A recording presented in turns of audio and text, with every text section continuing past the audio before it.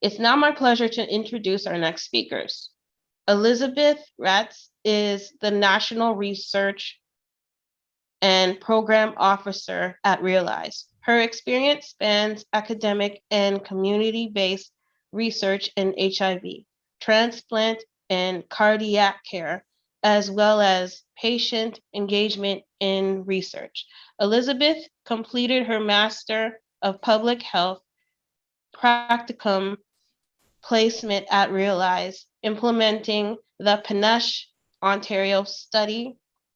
Elizabeth volunteers as a patient and family partner at Unity Health Toronto and on the Knowledge Translation Working Group of St. Michael's Hospital. Elizabeth has 2 decades of living experience in the HIV community as the partner of a person living with HIV.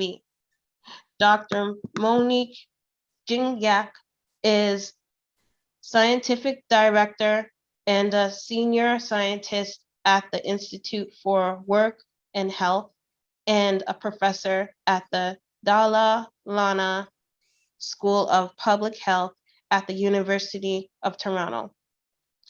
Dr.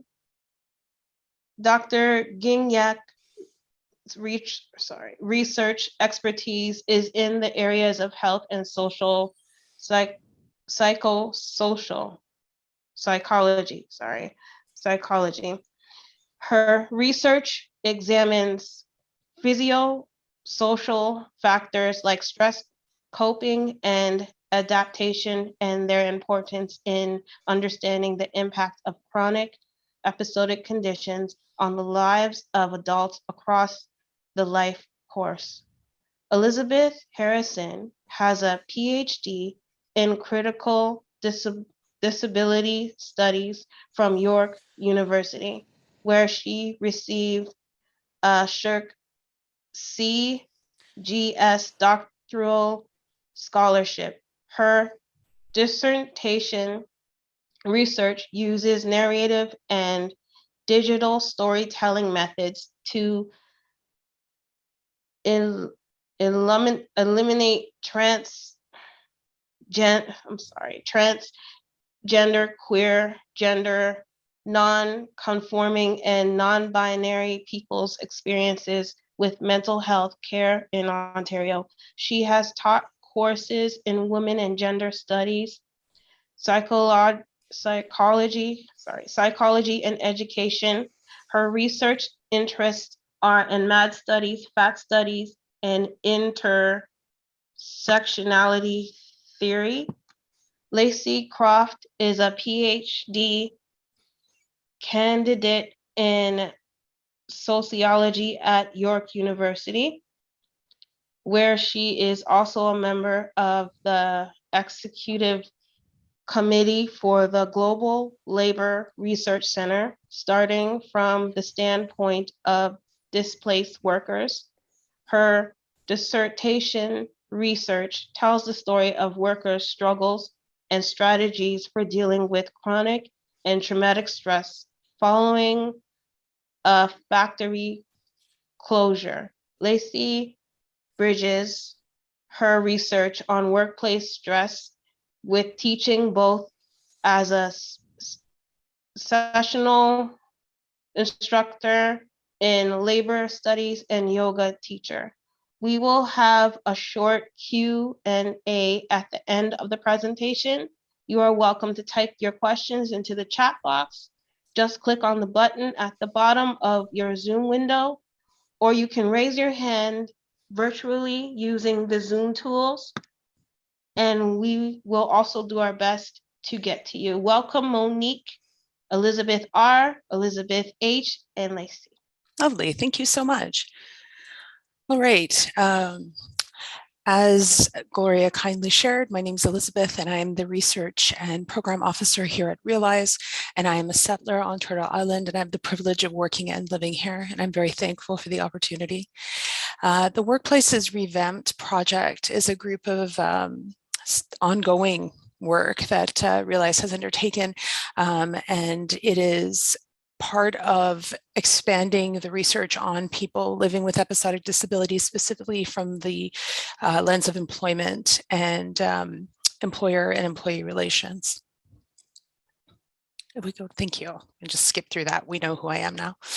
All right, so the main objectives in the Workplaces Revamp projects, and there are more than one, so I am using that intentionally as plural, are to increase awareness of episodic disabilities among employers, as well as increase understanding of those challenges for people working and living with episodic disability day to day.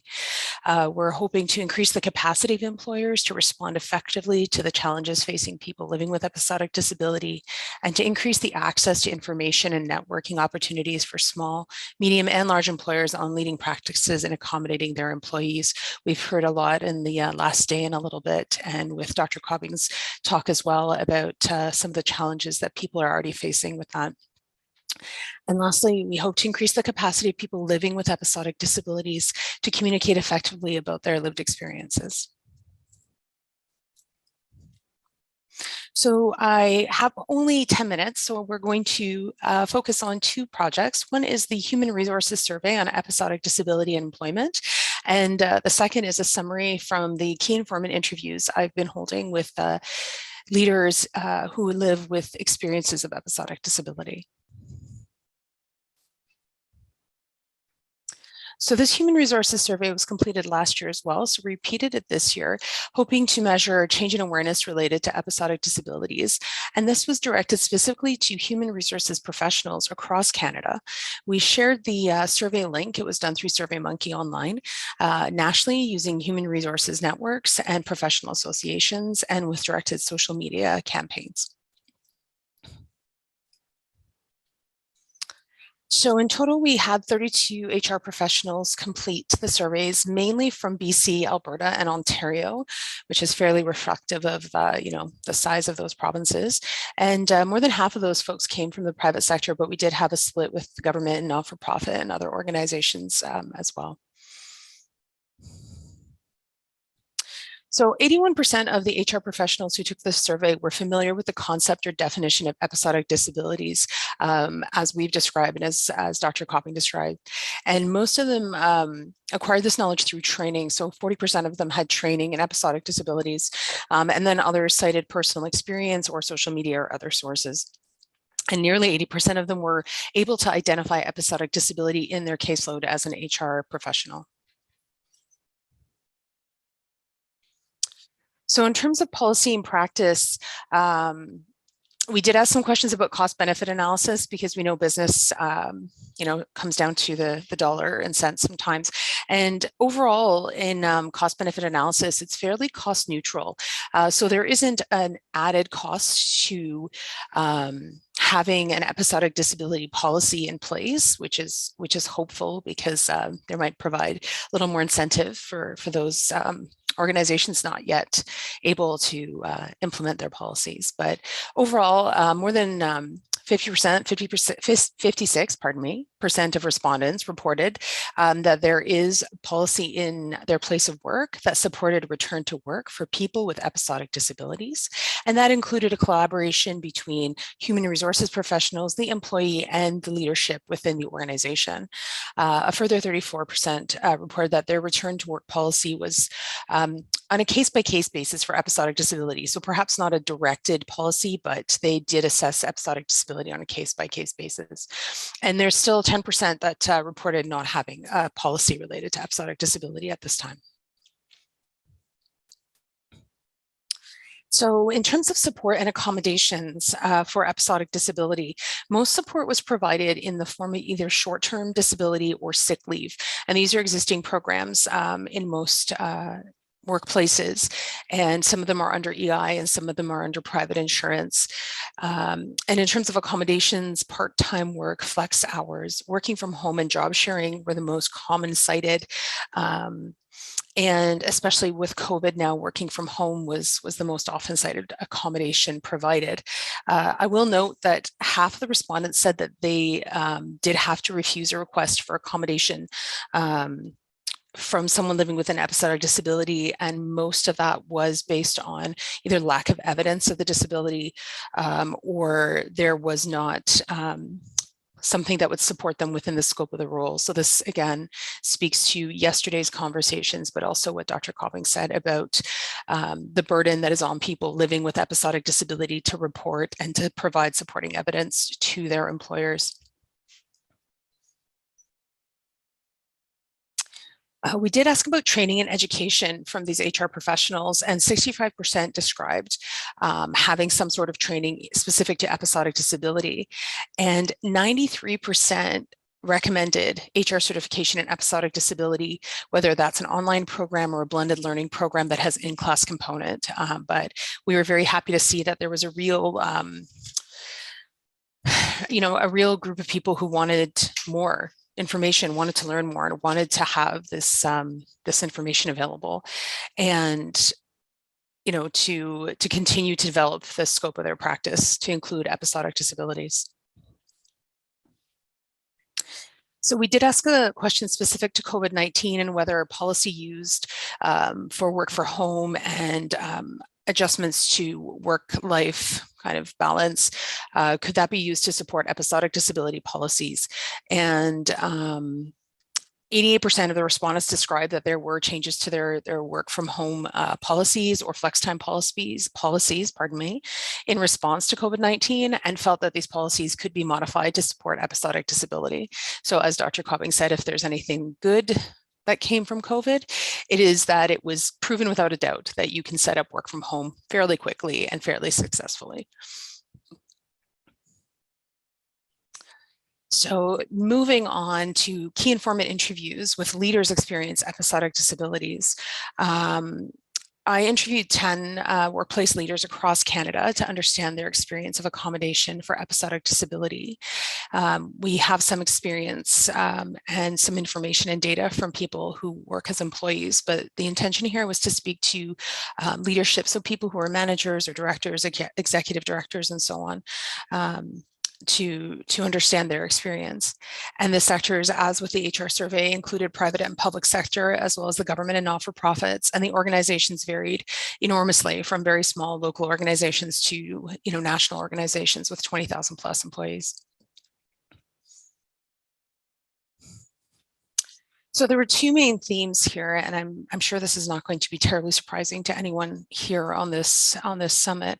But the one theme that came through in some of the interviews that I did was that in organizations that have well-developed support for episodic disability in the workplace, they have policies, processes, and communication systems, as well as ongoing education and best practices. This quote is from one of my interviews, and it's not attributed because everything's been anonymized, but I think it really speaks to the idea that if you have a culture that supports people being able to disclose their episodic disability, you can create a plan to support them and therefore support the work of your team. So in environments that were less well supported or did not have support for episodic disability, there was quite a lot of fear and anxiety about disclosing their episodic disability. There was definitely a punitive environment that suggested that anything other than a visible or physical disability was something either made up in your head or you were faking it. One person I interviewed commented that it was very much the standard of the CEO to say that people worth their salt don't get sick. And so illness was attributed to, lack of teamwork or lack of leadership. So in supported environments, what we have are enablers of accommodation, well-developed, inclusive, equitable policies and processes in place, conversations about episodic disability and accommodations that start before hiring and continue through onboarding and time at work, senior leadership, management, and human resources as champions of their teams. And there's constant communications with teams and individuals. And it's very proactive. There's ongoing management training and education. So this is not something new or something that's fully just placed on the shoulders of the HR professional. Unfortunately, and again, not surprisingly, in less supportive environments, we have barriers to accommodations for people living with episodic disability. If there are no policies, policies for permanent disability is often used to try to support employees to lesser success. There is a lot of fear or worry about disclosing disability, and very little discussion was described during the hiring process. And most people said they did not bring up their episodic disability until they required accommodation. They also described only having a manager or HR involved in the process, and it was case by case, and other people didn't really know what was happening at the time. And there seemed to be an overall consensus about lack of support from senior leadership, which caused concerns about staff retention and turnover or use of sick days for people living with episodic disability. And in the context of COVID, organizations that have well-developed policies for episodic disability continue to adapt to the needs of their employees during COVID, and they are using the new policies for COVID to reassess the needs as people come back to work. Some people are struggling to come back to work post-COVID because of anxiety. And you know, the people that I spoke with whose organizations are supportive of these things have really taken it on to be proactive and to create a supportive work environment. And the most common change cited was the access to work from home. So at first that was something that was only offered people who had disclosed their disability, but now everyone at the organization had been given that opportunity. So just a few lessons learned across both of these projects that I was summarizing. Engagement and training of HR professionals is really central to accommodations for people living with episodic disabilities. And there's a need for training and a willingness to learn and expand the scope of practice. There's, you know, as Dr. Cobbing mentioned, supportive policy can lead to better practice, but not always. But supportive policy leads to lower barriers in the workplace and increased success for people who are living with episodic disability. And leaders with episodic disability experience similar barriers and limitations as their employees, and often use their own experience to inform policy and practice. So they become leaders not only in their workplace, but in championing episodic disability policy. I just want to speak briefly just for a few next steps. We're hoping to develop training and further information for episodic disability. And there's, you know, a real need for certification. And we were told by HR professionals that, you know, they'd like to be engaged at all stages of their career, right when they're starting out all the way through, so that they can continue to learn and provide the support for their teams that is you know, most appropriate for people who are currently experiencing episodic disability. And that is all she wrote. Thank you so very much.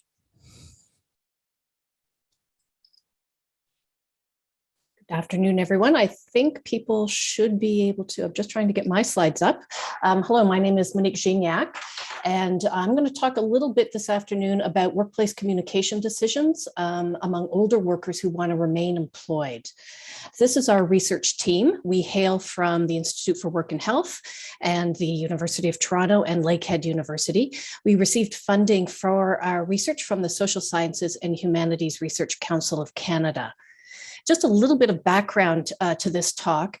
We know that labor shortages, the disappearance of mandatory retirement, financial considerations, other factors mean that many older adults are often working longer. And that includes workers who have episodic disabilities, who are over 50 years of age. But what's poorly understood is whether workers age 50 years and older communicate their personal needs for support at work, and what kinds of factors guide their decisions. So that was our research question. We wanted to know what's important to older workers in making decisions whether to communicate their support needs to others. We used a qualitative design for this research. We had as participants adults who were 50 years of age and older, who were currently employed or who had been working in the last 12 months and were working at least 20 hours a week. We didn't have an upper age limit for participations. We did have some people in the study who were in their 70s. We made efforts to recruit from a range of job types and job sectors, and we recruited participants with and without chronic health conditions. And we did that on purpose purpose because we wanted to, in addition to look at episodic disabilities, look at what sometimes people call normative age changes that come about. So maybe changes in energy or physical abilities or memory that some people report as they age. We drew our participants from an existing panel of 100,000 Canadians, and everyone participated in a focus group. They were about 6 to 8 participants each. People came from the Greater Toronto area. We had some mixed health groups, and we had some groups that were comprised only of individuals living with a chronic condition that caused episodic disability. The discussions typically lasted about 90 minutes. We taped them and transcribed them and then used qualitative content analysis for the data. This is just a little bit of an overview of our sample. There were 68 participants, which is quite large for a qualitative study. On average, people were 60 years of age and older. We had a split of men and women. About 45% of people lived with an episodic disability. Most, 75%, were employed full-time. And we had nearly 20% of people who were working contract work, and another 20% of people nearly had changed their job in the last year. So in terms of what we found, some overarching perspectives and themes, most of our participants wanted to remain employed up to or past age 65. Many people wanted to work beyond age 65, at least part-time. Our participants also recognized that sharing personal information was really part of good relationship building with others. It fostered connection. So sharing was an important part of their work lives. But in general, there was a reluctance to share information about personal needs or a recommendation to only share what information was needed. And so I want to just sort of talk about these findings in terms of 4 interrelated themes that emerged. The first one was this perceived need to communicate, and that came up in Elizabeth's talk you just heard as well. This sense that people didn't share often unless they had to. So someone said it's a personal issue until it affects what you're doing. And this is very common. We see this in other research as well.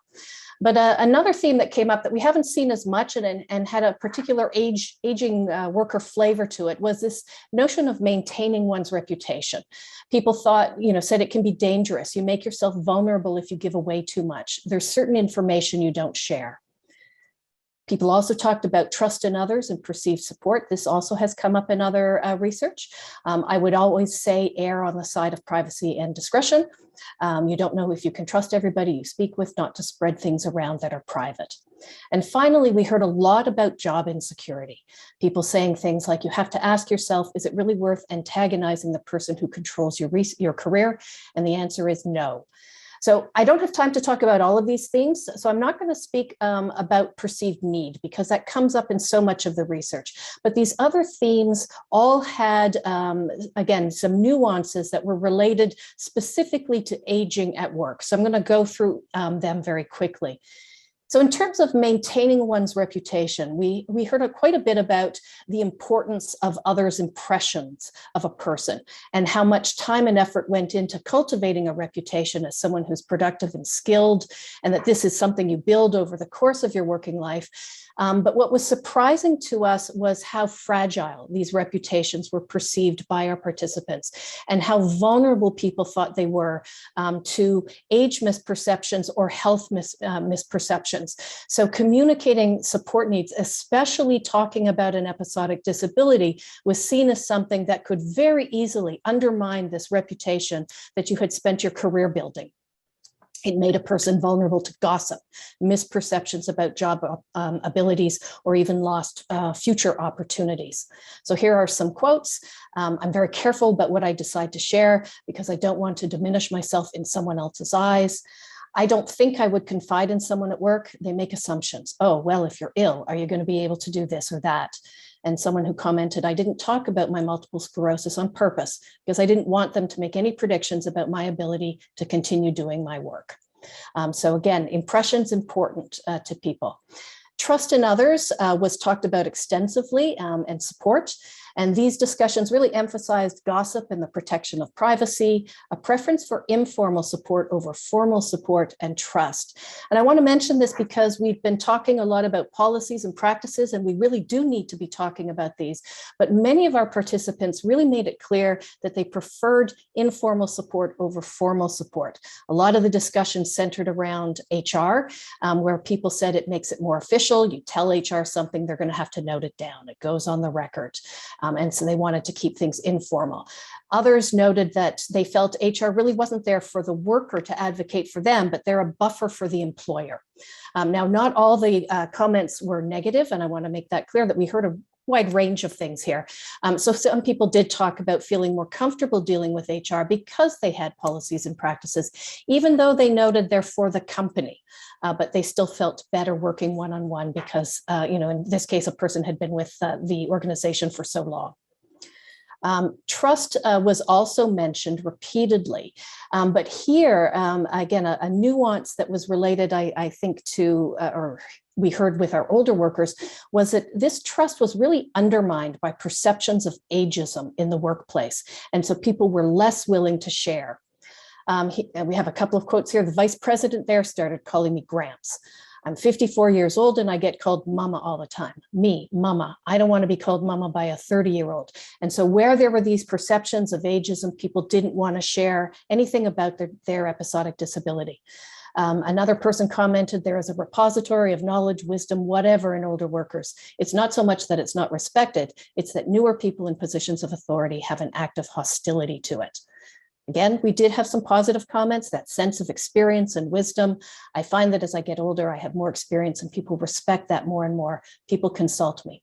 But in general, there were ways that trust was being undermined, and it was around ageism. This final theme on job insecurity, this is really a perception of risk to future employment. And I think what was interesting for us here, again, with a sample of older workers, was we didn't hear about job precarity only in situations where someone had, you would think, more precarious situation that, for example, they were working on contract. But we heard this a lot by those with stable, secure employment. And what this theme seemed to do was really intersect with a lot of the other themes. So people who felt more insecure about their jobs were less willing to disclose their needs. They were more concerned about their reputations, and they had less trust. We also heard about this theme at 3 levels. So at an individual level, people talked about the challenges in finding a new job as a worker over age 50. We also heard a lot of discussion about the cost benefits of keeping older workers versus younger workers, and in general, at a societal level, labor market insecurity. So again, a quote for each of them. In terms of finding a new job, someone said the perception is that we're older, we're going to get sick, we're not going to be able to perform, and they just don't want to give us the time and effort it needs to get this job. In terms of cost benefits, someone said somewhat lightheartedly, but was very serious. You could double the qualifications required for my job, cut the salary in half, and get 500 applications. Don't tell my boss. And the group laughed. And then in terms of labor market insecurity, there's been a real focus on millennials being underemployed, but it's not just millennials. It's me who's been working under contract for 3.5 years. I don't feel like I have any sort of job protection. So just to summarize, I think what this study really showed us was that there were a lot of factors beyond health needs and disability that were influencing communication decisions. Impression management was really highlighting the fragility of people's reputations, especially if they had an episodic disability. We heard that ageism was really diminishing trust and undermining sharing, and that this preference for informal assistance really is going to raise challenges for organizations who want to provide formal support, but may not hear about problems and may not recognize that a number of their employees don't want formal intervention. They'd rather do something more informal. And finally, perceived job insecurity was important, again, not only in precarious work, but also when work was stable. So there are some limitations with our research. We do want to do more work on the targets of communication, how that differs when you're thinking about a supervisor versus a coworker versus HR. Participants often don't talk sort of contextual information that may be important. So we didn't hear people say, for example, as a Black woman, I find I'm treated differently in my workplace than others. So we need to look more at some of these issues. And finally, our focus groups were all held prior to COVID. And so with the changing nature of work, we would like to continue to focus on how that is shaping how older workers feel. So again, just our conclusions here, many older workers are perceiving barriers that go beyond their health. A risk now is that older workers are not going to share what they need to receive support and remain employed. So we need to be aware of that, and organizations need to be more proactive in their approach to ageism and creating more flexible work environments. I know we're going to take questions at the end. I'll just say that we're always doing more research, including evaluating some new tools like the Job Demands and Accommodation Planning tool. So I have a link here at the bottom for anyone who might be interested in participating in more research. And I will stop at this point. Good afternoon, everyone. My name is Lacey Croft, and I'm joined by my colleague, Dr. Elizabeth Harrison. And we're from a project called From Invisibility to Inclusion, which is a SSHRC-funded Insight grant hosted by the Revision Center at the University of Guelph and led by Drs. Donna Lero and Carla Rice. The project aims to improve the social, economic, and employment opportunities for people in Ontario with episodic disabilities. Sorry, can I be heard now? Yes, okay. Oh my goodness, I'm so sorry. I have no idea what happened. This headset's a little bit my enemy. Hi, everybody. So we use multiple methods to understand episodic disability in Ontario workplaces. Our team analyzes larger data sets to assess the laws, policies, programs, and employment patterns that address the experiences of episodically disabled people. We also conduct surveys, interviews, and digital storytelling workshops with employers, employees, and disability income replacement recipients. A theme that we identified in our digital story and interview data was that people sometimes choose to self-accommodate at work in response to disability stigma. In this presentation, we'll discuss that relationship between disability stigma and self-accommodation in employment, and talk about some workplace practices that can facilitate safety, inclusion, and belonging. So disability stigma is defined as a process of negatively labeling, condemning, and excluding disabled people from society. As Buchering et al. Explain, it has a significant, and it's especially significant impact in the workplace, manifesting in negative employer and coworker attitudes toward disabled employees and resulting often in a hostile work environment for disabled employees, as well as an increased likelihood of facing discrimination in hiring and lower rates of retention. So that's some of the picture. Obviously, not everybody faces that, but that's part of it. So it can also lead to self-stigma among disabled workers who may become discouraged by these factors and could potentially give up on seeking and maintaining employment due to that anticipated discrimination. Yeah, so in our interviews, participants share that they were strongly impacted by disability stigma at work, often encountering messages that they're not welcome. And those could be in the form of direct comments from managers or coworkers, more likely through indirect messages like jokes about disability or disabled coworkers, or also through a lack of visibility or presence of disability in the workplace. So one participant shared, quote, "I was ashamed to talk about it, and I was afraid because when I first started working there, I remember a couple of guys talking to each other, a couple of coworkers talking about one guy who worked during the day shift. He was disabled, and they made a humorous remark about that. I was just so embarrassed, and I was so afraid. So I couldn't talk to them. I didn't think I would get the right sympathy."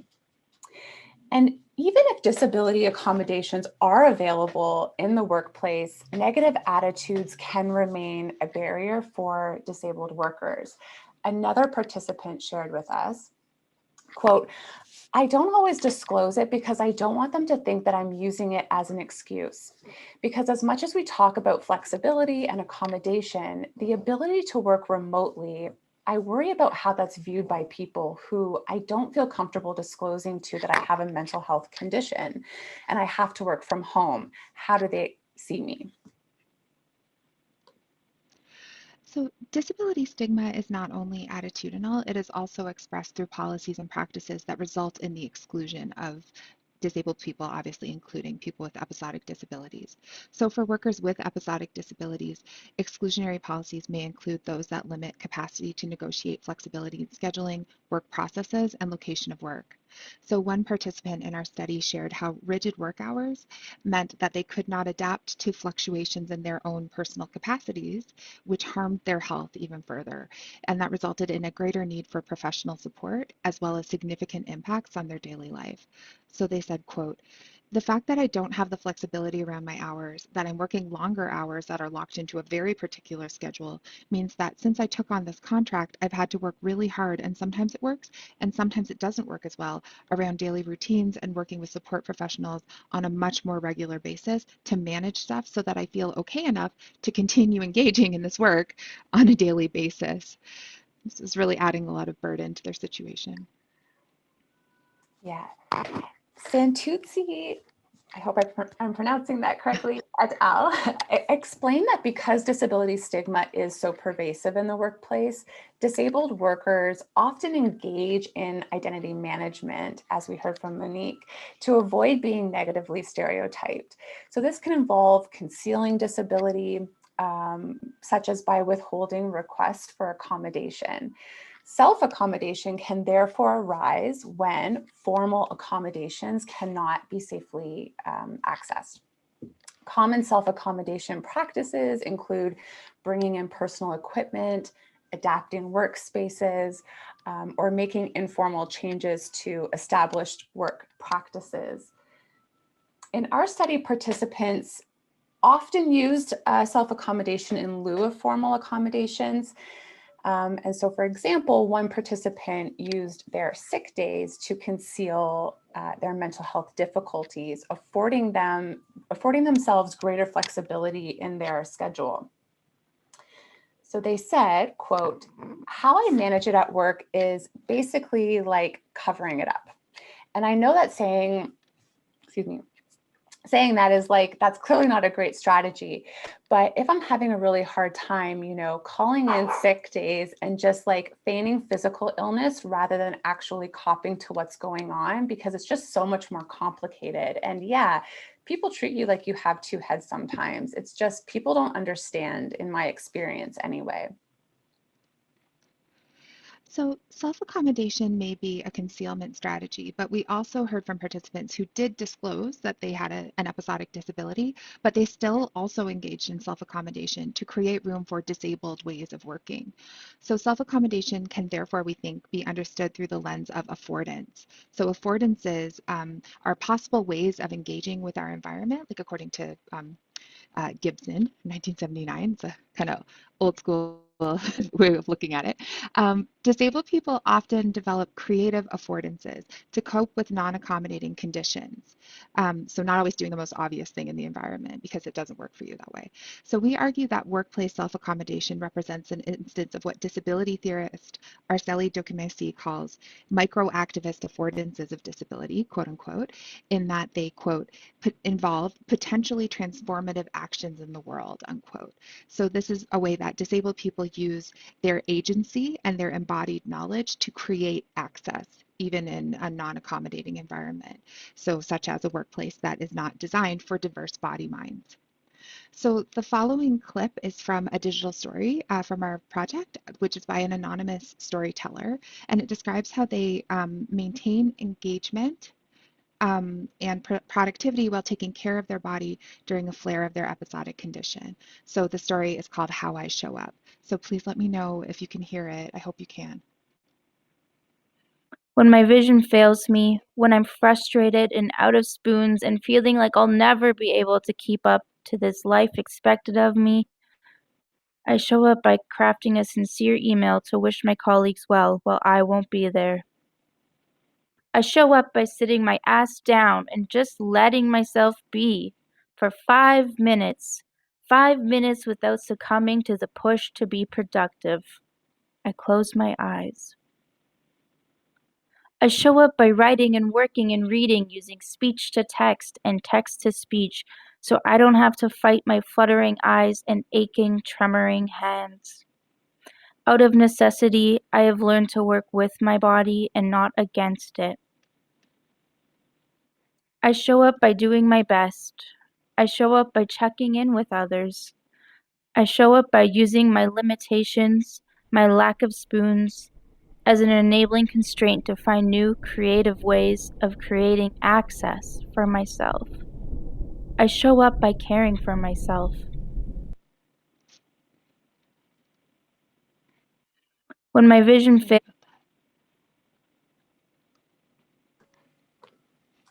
So the storyteller pushes back against the idea that only normative ways of working count by showing us that they are able to work, they just have to do that in a different way. Their story illustrates the often hidden and unrecognized, what we call activist affordances that allow people with episodic disabilities to participate in the workforce. So employers can embrace disabled ways of working through formal accommodations, but also broader workplace policies that allow flexibility in work locations and processes, and through a commitment to building a workplace culture that, of course, welcomes disability and disabled workers. So we spoke with a manager who has an episodic disability and works with many staff members who also live with varied disabilities. And she explained how her and her team put disabled ways of working at the center of their policies and practices. So she told us, quote, "People can call their own hours. We don't actually even track hours. People work from home when they can and when they need to. One of the things that we do is really embrace this idea of CRIP, disabled-centered interdependence, meaning that we do rely on each other and we use each other as supports when we can't do everything. One of the best things in terms of being out as disabled is having the rest of the staff empowered, and we try to share overlap. We try to make sure that people are working with each other so people can step in when one person isn't able to. So if I really can't do something, there's a good chance somebody else can hold the reins for a while." And so, as our participants' experiences demonstrate, disability stigma and non-accommodating workplace policies do represent barriers to employment for people with episodic disabilities. And so, while it's necessary to change policies and practices to address the specific needs of people with episodic disabilities, we think that going beyond the accommodation-focused paradigm to recognize disability as valuable in itself and disabled ways of working as valid has the potential to promote genuinely transformative change in support of access for all. And that's it. Thank you so much. Thanks so much, everyone. This is going really, really well. Everybody has so much to say. And so what that means is that if you have any questions, please tuck them into the chat. What we're going to do is try and connect our speakers with the folks who have questions in that way. So my apologies for not being able to have an active question and answer moment at this time, but we will try and make up some time as we keep moving forward. Over to you, Gloria. I just want to remind everyone that after our last speaker today, we are hosting our first networking cafe. If you would like to continue these rich conversations and meet some new people, please stay with us from 3:30 to 4 p.m. Eastern Time. There is a poll coming up on the screen. Please let us know if you would like to attend. Thank you. Thank you, Monique, Elizabeth R., and Elizabeth H., and Lacey. We appreciate you sharing about your exciting research.